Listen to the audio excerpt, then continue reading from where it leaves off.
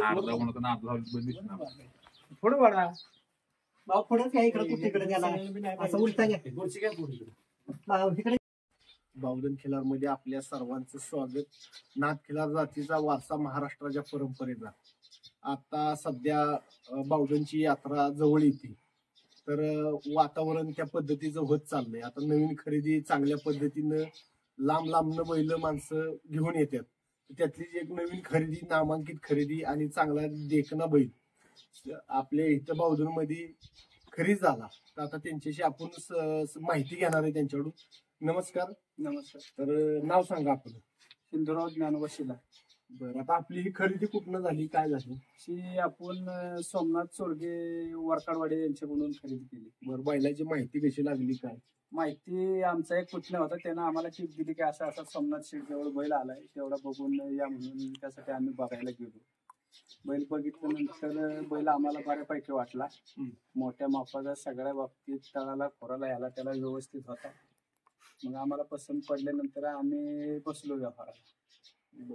व्यवहार आमचा मग जुळल्यानंतर मग आम्ही दुसऱ्या दिवशी घेऊनच आलो.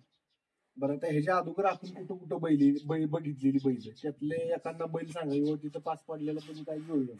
त्याच्या अगोदर आपण पुशेगावला गेलो पण आपल्याला तिथे काही बैल पसंत पडला नाही. त्याच्या नंतर खरसुंडीला गेलो. खरसुंडीत बी आपल्याला बैल पसंत पडला पण ते व्यवहारात आपल्याला काही जुळला नाही. त्याच्या अगोदर आपण असा घरगुती बी बऱ्याच ठिकाणी बघितला पण आपल्याला बैल काही व्यवस्थित म्हणजे त्या मापाचा भेटला नाही म्हणून आपण नाही दुर्लक्ष केलं त्याकडे. बरं, आता अंडीतच घ्यायचा होता नाही, असं काय नाही. आपल्याला आपल्या डोक्यात असं का नाही की आपल्याला मापाचा बैल जर मिळाला तर बडाव सर्वसाधारण 1 ते 2 वर्षाच्या आतलाच घ्यायचा होता. मग त्याच्यानंतर मग हा बैल आपल्याला भेटला व्यवस्थित अंडीला होता. म्हणलं चला आता हा बडाव नाही भेटत तर मग अंडील तर अंडील घेऊ या हिशोबाने मग घेतला आपण. मग आता ही बैलाचं कोण करत?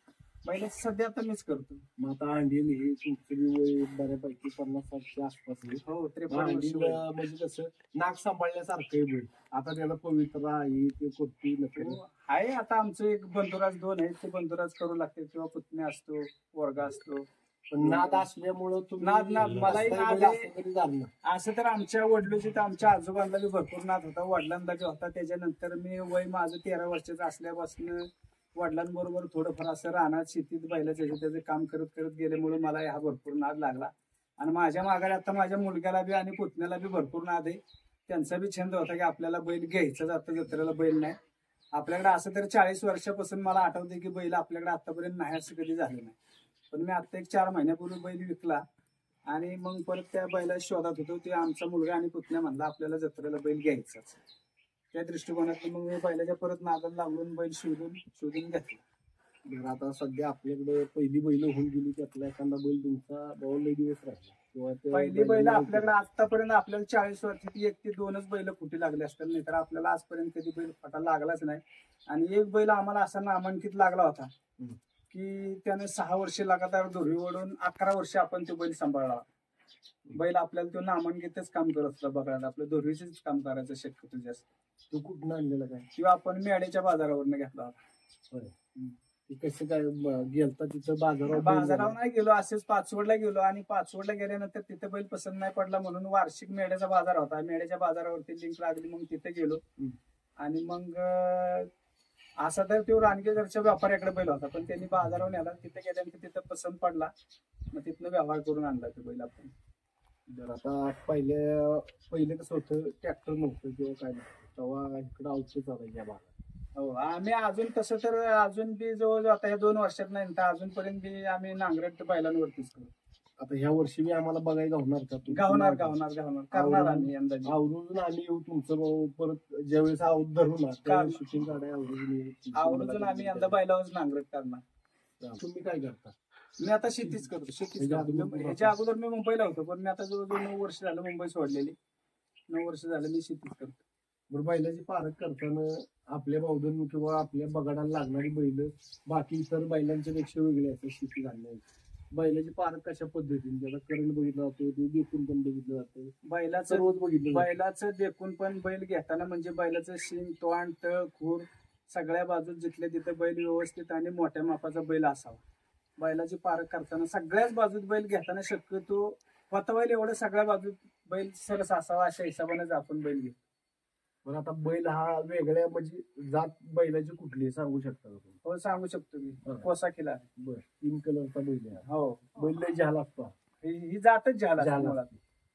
तर आता कशा पद्धतीने त्याला रतीब किंवा आता आणल्यापासून काय काय तुम्ही रतीब दिलाय? रतीब आता आपण सध्या बघा शेंगदाणा पेंड, मका बारडा आणि आटा देतो. आणि एरी आपण 12 महिने असं तर कंटिन्यू आपला रतीब कधी बंद असतो असं काय नाही. एरी आपण शक्यतो जास्त प्रमाणात फलटणी पेंड आणि शेंगदाणा पेंड देतो. असा 12 महिने आपला रतीब बंद नसतो. थोडका का होईना पण चालू असतो 12 महिने रतीब. पहिला एक 10-15 वर्ष माग जी माणसं वेगळ्या पद्धतीने रतीब होती किंवा घाणीची पेंड होती किंवा बाजरी शिजली ती लय काजागीचं काम आहे. आता ती तुम्हाला आठवतं का त्या काळात? आठवते की त्यावेळच्या काळात बी आम्ही शक्यतो जास्त प्रमाणात गहू आणि ह्याची आपली करडीची पेंड जास्त प्रमाणाने, घाण्याची पेंड जास्त प्रमाणात द्यायची शक्यतो. बावधन खिलारला माहिती दिल्याबद्दल धन्यवाद, आभारी. तुम्हाला काय दिसतंय रे क्लिअर?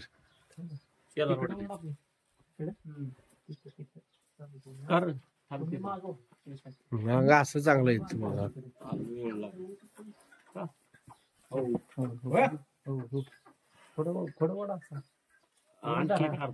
वर वर हात जर करा असं खुर्ची बसेल.